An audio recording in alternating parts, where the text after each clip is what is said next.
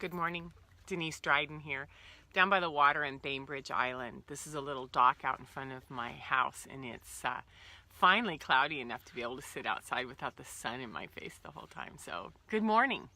Today I want to talk about time, and I like the image that this sound offers because it's just really peaceful right now, and it's an excellent backdrop to talk about time and how we can explore it. So I just returned from a 3-day retreat working with families who have their teen or young adult in a therapeutic boarding school.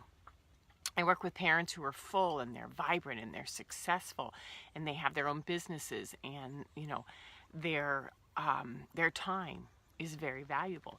And to ask a parent to turn off their cell phone, actually turn their cell phones in for 3 days, and to pay full attention to their family, I got to watch all sorts of different levels of agitation, dealing with it, openings, as you can imagine, just about anything that comes with what happens when you're away from the things that you use to manage yourself.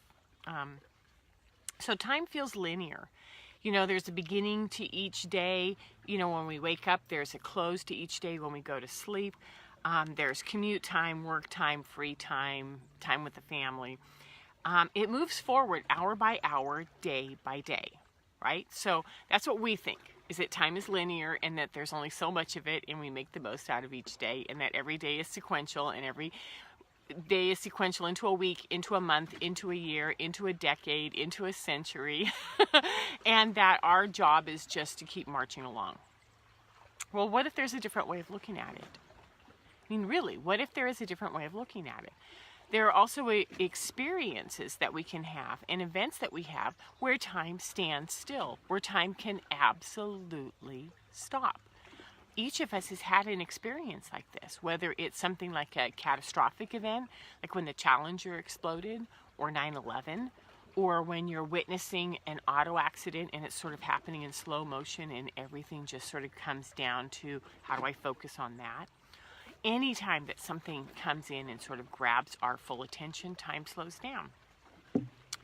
We can also be in a tremendous amount of joy when time disappears.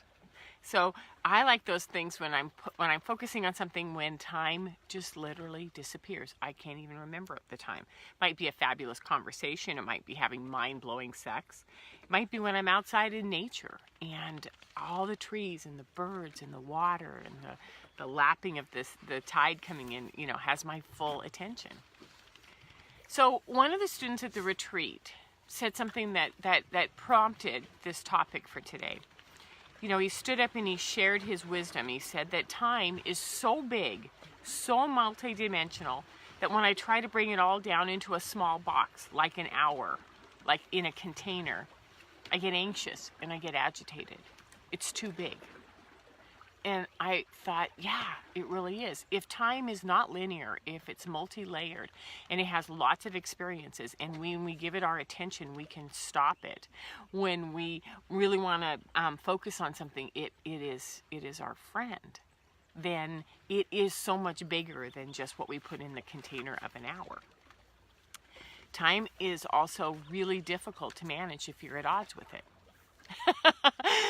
Full on odds with it. There's never enough time. We stress and we feel it in our bodies. We're racing against, pushing, gritting our teeth, holding on to the steering wheel really tight. Road rage, trying to have short, clipped conversations with people because you have things to do and places to be. We are sharp. We are tempered. We are triggered. And those around us feel this. We're not hiding anything when we're dealing with this. Those around us can fully feel this. And so when we are in the process of managing time, it is apparent on every fiber of our body. So what makes it difficult?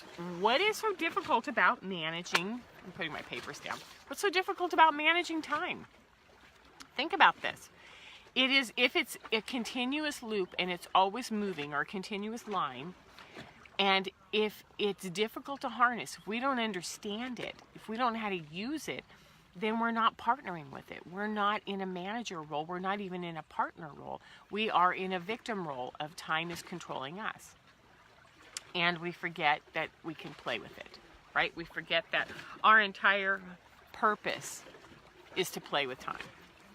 So on my way out to Montana for this retreat that I just returned from, I knew I wanted to get over the mountain passes in Montana before the afternoon sun started to turn into ice or before it got dark, which meant, based on time, I needed to be on the 5:20 ferry leaving Bainbridge. In my mind, I had the whole thing planned. Get up at 4:15, pack the car the night before. All I have to do is take a shower, make some breakfast that I can eat on the road that's hot, warm on the ferry. I have my tea and my thermos, and I'm ready, right?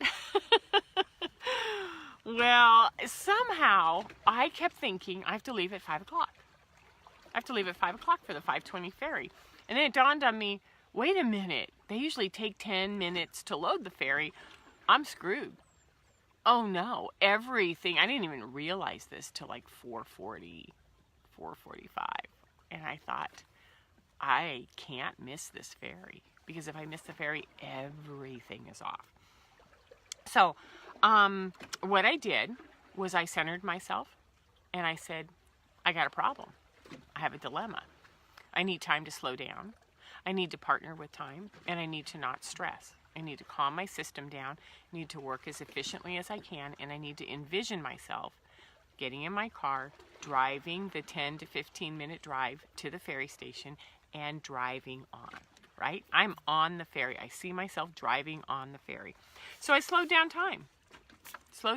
And I very peacefully took about 8-9 more minutes to get everything ready. Loaded myself in my car 4:55, 5 o'clock. Got in the car and drove, and literally when I showed up, the flagger was waving the road that I was on, and I drove right onto the ferry. And I said, wow. Now that could have started the morning in a really different place, but I chose to partner with it. So I realized that all of this is about holding a focus and asking for what I want and working with it. I worked with time. So this is an example of how to partner with it, how to recognize that it's always inviting you to partner with it. It's not something to be enemies with, it's something to be friends with. When we own our experiences of time, when we can really, truly see this and play with it, it's a game changer. I'm going to bring up the example of Bill Murray's movie Groundhog Day. You know, he goes to Punxsutawney, Pennsylvania for Groundhog Day to film it. And he's in an inn, and he wakes up every morning at the same time. And the day starts over, and it's exactly the same day over and over and over again. And what I like about it is that he pushes on it, he gets mad, he rages, he tries things out, he fails miserably many times as we watch, and then he partners with it, and he figures out, hey, if I'm not going anywhere, if time isn't going to change, what can I do with this day and to have fun, to develop relationships, to develop new skills, to see it in a different light? And it is a magnificent example of what happens when you partner with time. So, time is a collection of focus points. It's like, it's like little fragments that when they come together, they can flow, or when they don't come together, they can be really jagged. They're like fractals. They're opportunities, snapshots. It's not linear. It's alive. It's vibrant. It's multidimensional. It's changeable. And it's so rich that it's important to be able to sink into it. Like, I came down here 15 minutes before so I could just let the water open up my voice and give me a chance to get ready for this. I play with time daily. I have tools that help me manage. I have this phone, which I'm recording on, which I set for an hour before my first session. And it goes off a half an hour, and 15 minutes before my first session, so that I can let go in the morning and I can go out for coffee with friends. I can go walk in the forest. I can do the things that I like to do to play. And then when that timer goes off, I bring it back in and start focusing. And I work really diligently and really focused from about 12:30 to 7 every night. So that's my time, right? But I do it in the morning. I just play. So the way I lay my day out is to integrate and create and play with time. I let loose. I completely sink into it and I let it stand still and I notice what I notice. Like right now, there's all these beautiful ducks just right over here on the water. So as we go into 2019, let's explore the ways that we can have a relationship with time. Really explore it, own it, flirt with it, talk with it, play with it.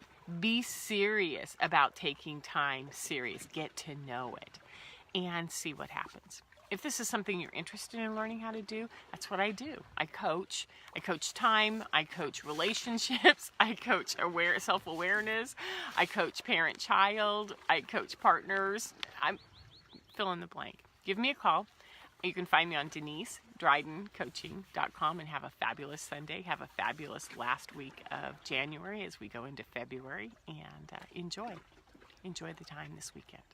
Bye-bye.